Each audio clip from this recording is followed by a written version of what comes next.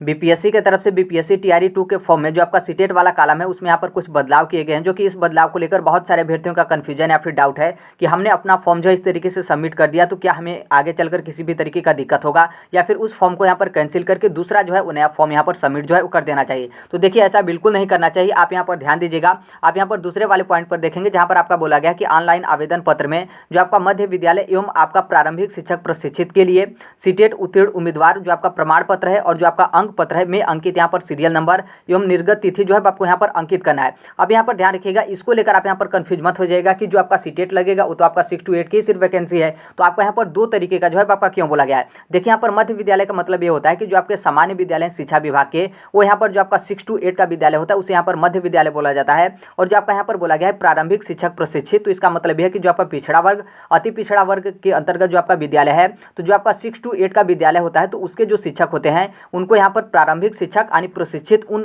शिक्षक को जो है यहाँ पर बोला जाता है। तो दोनों आपका सेम है, दोनों में किसी भी तरीके का अंतर जो है आपका नहीं है। अब यहाँ पर आएंगे जहाँ पर आप देखेंगे जहाँ पर आपका बोला गया कि जो आपका सर्टिफिकेट नंबर जो है आपका सीटेट का मांगा जा रहा है, तो वहाँ पर आपको जो है उस सीरियल नंबर डालना है, जो कि सीरियल नंबर ये आपके सर्टिफिकेट में नहीं होता है बल्कि जो आपका मार्कशीट होता है, मार्कशीट का जो आपका सीरियल नंबर है वो आपको यहाँ पर डालना है। और जो आपका निर्गत तिथि यानी जो आपका जारी डेट यानी जो आपका इशू डेट होता है, जो आपका मार्कशीट का होता है वहीं आपका सर्टिफिकेट का होता है, दोनों का डेट जो है आपका सेम होता है। तो इसमें आपका किसी भी तरीके का दिक्कत नहीं होना चाहिए। अब यहाँ पर देखिए बहुत सारे अभ्यर्थी ऐसे हैं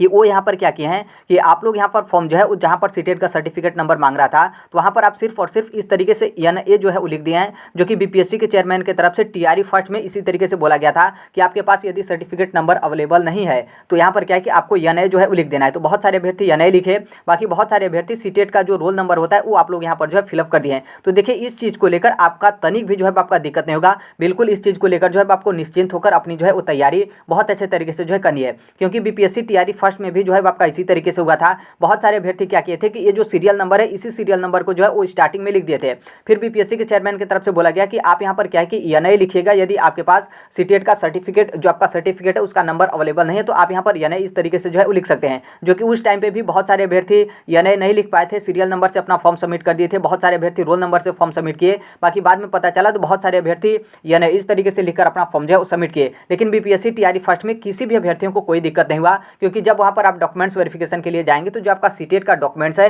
वो आपका यहाँ पर मांगा जाएगा। आप यहाँ पर कुछ भी लिखें, कुछ भी यहाँ पर फिलअप किए हैं, उससे यहाँ पर किसी भी तरीके का दिक्कत जो है आपका नहीं होगा। यहाँ तक आपका क्लियर हुआ। अब यहाँ पर देखिए क्या है कि आपने फिलअप वाला ऑप्शन तो यहाँ पर आपने कुछ भी भरा वो आपका हो गया। अब यहाँ पर अपलोड को लेकर कि कौन सा यहाँ पर डॉक्यूमेंट्स अपलोड करेंगे, अब यहाँ पर ऑफिशियल तौर पर आपने देखा कि यहाँ पर जो आपका मार्कशीट है, मार्कशीट का सीरियल नंबर जो है आपका फिलअप किया जा रहा है, और जो आपका इशू डेट है वो आपका मार्कशीट का इशू डेट और जो आपका सर्टिफिकेट का इशू डेट दोनों आपका सेम रहता है, क्योंकि सीबीएसई मार्कशीट और सर्टिफिकेट दोनों एक साथ जो है वो जारी करता है। अब यहाँ पर क्या है कि आपका कंफ्यूजन होगा कि जब हम यहाँ पर मार्कशीट का सीरियल नंबर लिख रहे हैं तो हमें यहाँ पर मार्कशीट जो है आपका अपलोड करना पड़ेगा या फिर आपके जो है वो सर्टिफिकेट अपलोड करना पड़ेगा। तो देखिए ऑफिशियल जब अपना फॉर्म सबमिट करने जाएंगे तो वहाँ पर आप भले ही जो है वो सीरियल नंबर डाले हैं, लेकिन वहाँ पर आपका लिखा रहेगा कि सीटेट का सर्टिफिकेट नंबर डालिए, और जब आप पीडीएफ अपलोड करेंगे तो पीडीएफ में भी आपको लिखा जो है वो देखने को मिलेगा कि आप सर्टिफिकेट का जो है पीडीएफ अपलोड करिए। तो आपको देखिए सर्टिफिकेट का ही पीडीएफ जो है अपलोड करना है, किसी भी तरीके का आपका दिक्कत नहीं होगा। बाकी यहाँ पर नॉर्मल सी बात है, बहुत सारे अभ्यर्थी ऐसे हैं जिनके पास सर्टिफिकेट नहीं होता है, उसके बाद भी आप लोग जो बिहार की शिक्षक भर्ती है